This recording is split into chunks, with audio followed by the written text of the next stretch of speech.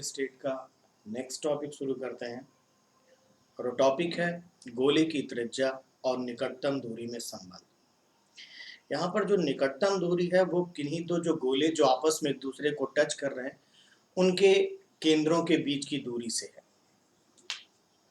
ध्यान दीजिएगा, जैसे ये गोला हो गया, अब ये गोले की त्रिज्या हो गई, राइट। सॉरी इधर थोड़ा दिख नहीं रहा है, साइड लिखते हैं। तो जैसे ये गोला हो गया और ये गोले की क्या हो गई, त्रिज्या हो गई, आर हो गई। और जब दो गोले आपस में सटे हुए हों तो उनके केंद्रों के ये बीच की दूरी इसका आर और ये आपका डी है। हमें जो पढ़ना है वो पढ़ना है गोले की त्रिज्या,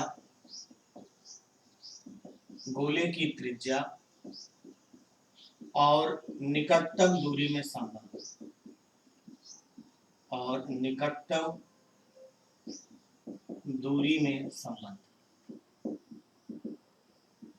ठीक है, तो गोले की त्रिज्या और निकटतम दूरी में संबंध, इस रिलेशन को पढ़ना है। चलिए एक एक का पढ़ते क्लियर करते चलते हैं। सबसे पहले बात करते हैं सरल घनी एकक सेल की। सरल घनीय एकक सेल, ठीक है। सिंपल क्यूबिक सेल है ये, simple cubic cell. Relation between radius of sphere and nearest distance. ठीक, अब देखो एक cubic cell, simple cubic cell में क्या होता है,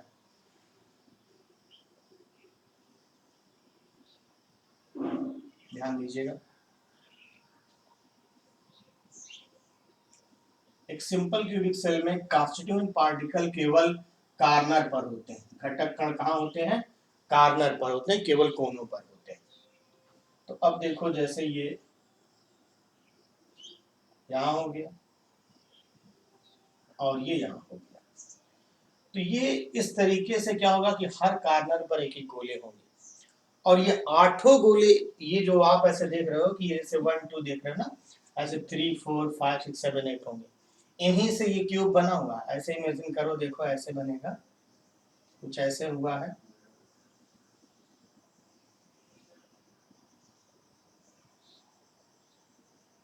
अब इसी से ये चीज जो है ये ऐसे बनी हुई है,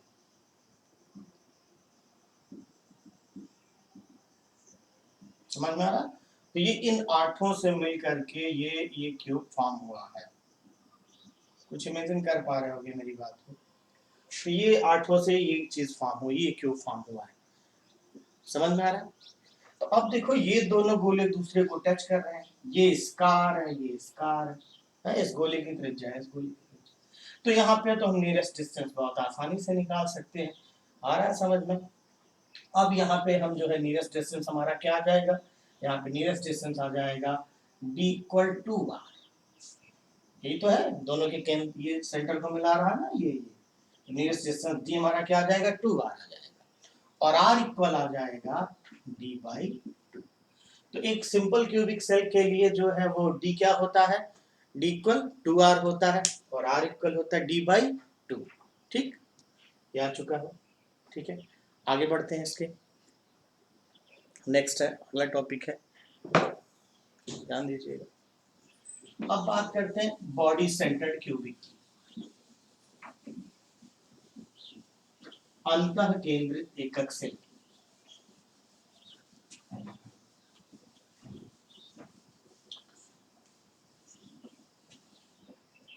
ठीक है। अब देखो अंतः केंद्रित एकक सेल में क्या होगा,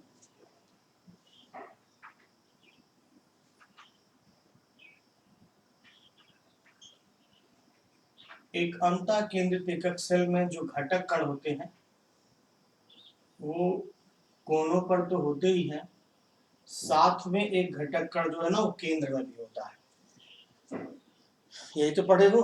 तो ये एक अंतः केंद्रित एकक सेल है। अब यहाँ पे तुम्हें क्या इमेजिन करना है कि ये जो बीच वाला गोला होगा वो इन 8 को टच करेगा, है ना, लेकिन ये एक दूसरे को टच नहीं करेंगे। अब देखो ये गोला, ये गोला, ये और ये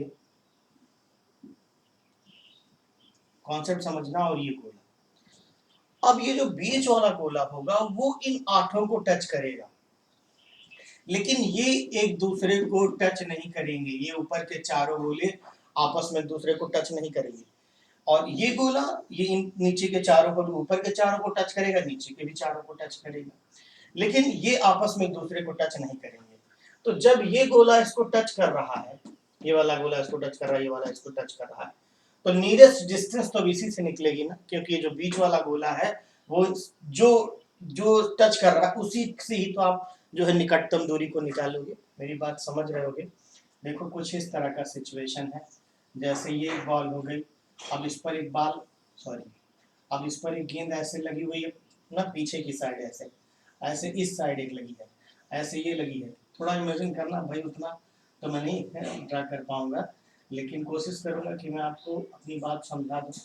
अब देखो यहाँ पे ऐसे लगा हुआ है, अब यहाँ पे ऐसे लगा हुआ है, तो इसको थोड़ा नीचे ले आते हैं, ये ऐसे देख रहे हैं। तो अभी क्या कि ये ऊपर की ऐसे देख रही है, मतलब कि है क्या कि ये जो गेंद है, ये वाली गेंद, ये ऊपर की 4 बॉल को ऐसे टच करते, ऐसे नीचे भी 4 को, लेकिन ये आपस में एक दूसरे को टच नहीं कर रहे हैं ना। इसका अगर क्रॉस सेक्शन ऐसे ऊपर ऐसे अगर इसका हम वो करते वो देखते, तो एक्चुअल में है क्या कि जो ये ऊपर वाले हैं ये एक दूसरे को टच नहीं कर रहे हैं। वहां वाले में क्या था, सरल घनी में क्या था कि वो टच कर रहे थे, तो दोनों जब टच कर रहे थे तो हमने नियरेस्ट डिस्टेंस आसानी से निकाल ली थी। अब हम इनके अकॉर्डिंग नियरेस्ट डिस्टेंस नहीं निकाल सकते हैं। क्यों नहीं निकाल सकते? क्योंकि ये दोनों तो टच ही नहीं कर रहे हैं। और पहले वाले में सरल घनी में क्या था कि दोनों गोले टच कर रहे थे तो निकाल लेते थे।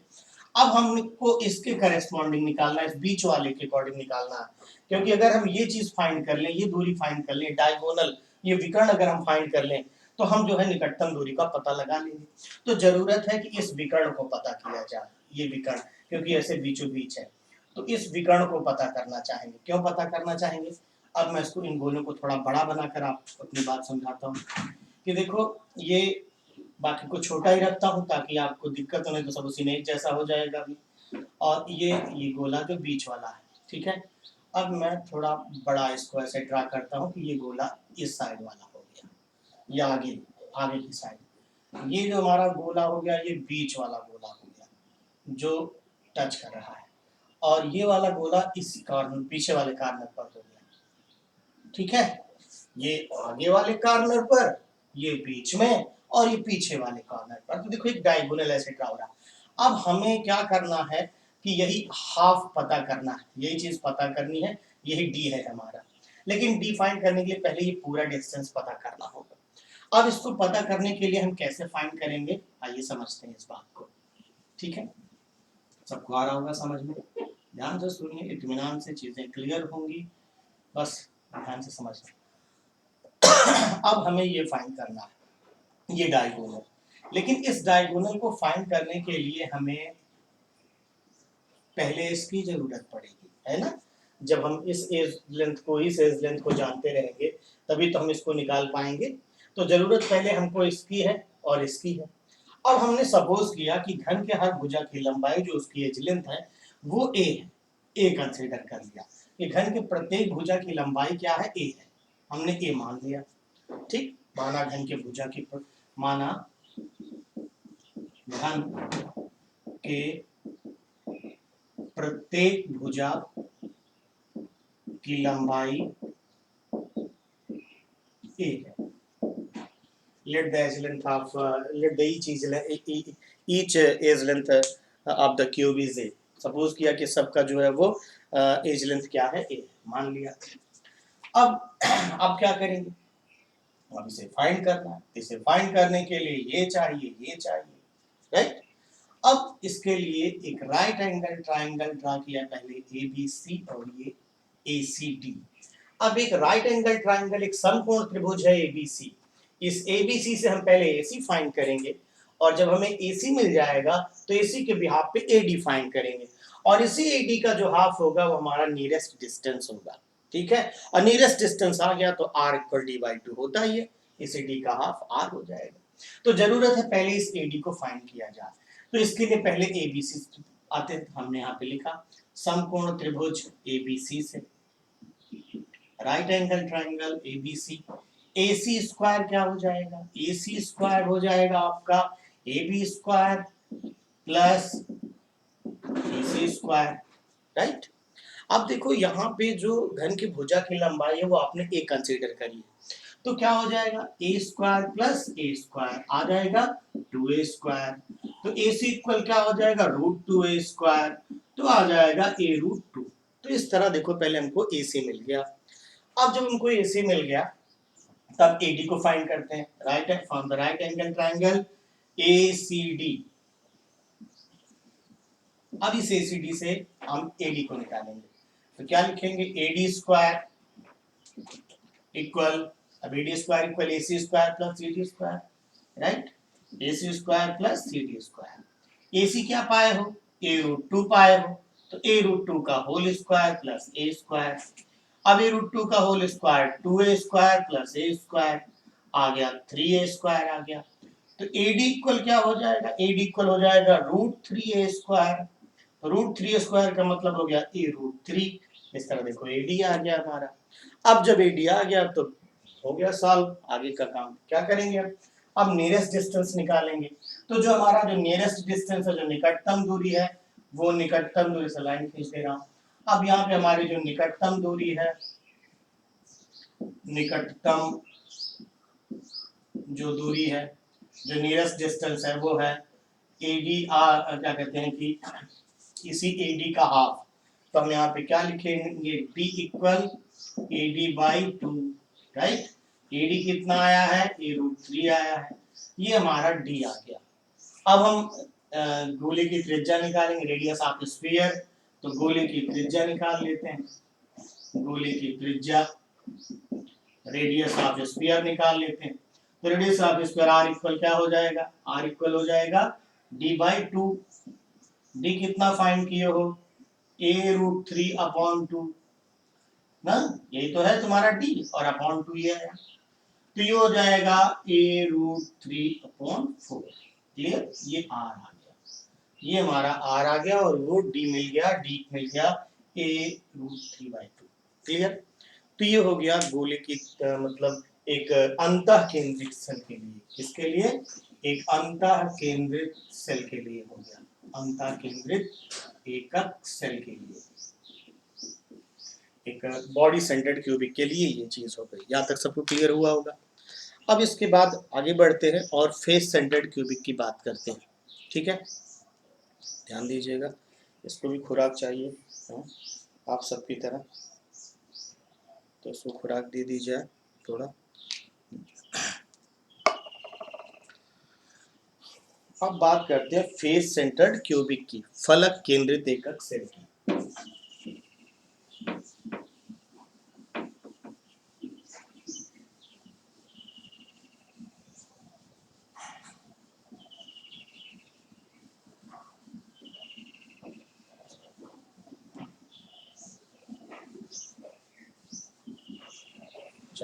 ध्यान दीजिए, एक फेस सेंटर्ड क्यूबिक में एक फलक केंद्रित एकक सेल में फलक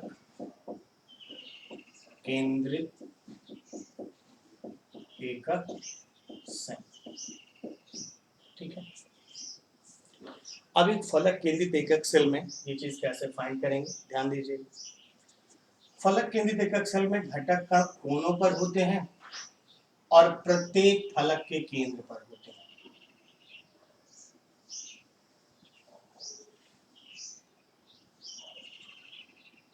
ठीक है। तो यहाँ घटक कण कोनों पर हैं